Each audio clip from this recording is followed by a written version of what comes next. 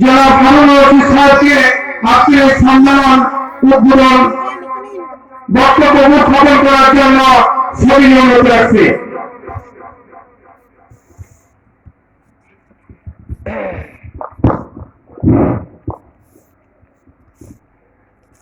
আউযু বিল্লাহি মিনাশ শাইতানির রাজিম।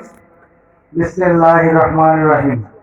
মাদ্রাসাতুল কোরআন মোহনপুর গুরুস্থান হাফিজিয়া মাদ্রাসার উন্নতি করতে 2 দিন ব্যাপী ইসলামী মহাসম্মেলনের আজকে প্রথম দিনের সভাপতি, সম্মানিত মেহমান, প্রধান অতিথি, প্রধান বক্তা, মাহফিল পরিচালনা কমিটির সভাপতি, আমন্ত্রিত অতিথিবৃন্দ, বিশেষ অতিথিবৃন্দ, সামনে বসা সকল মুরব্বিয়ান, সবাইকে জানাই সালাম।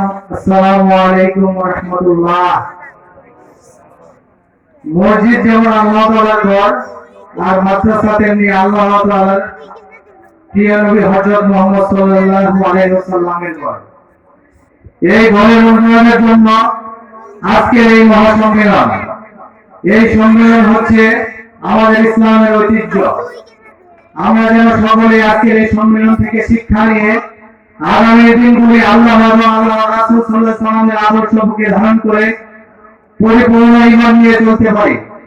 প্রতি বছর যেন ইসলামী সম্মেলনের আয়োজন করতে পারি, সেই লক্ষ্যে আমি আজকের এই সম্মেলনের উদ্বোধন ঘোষণা করছি।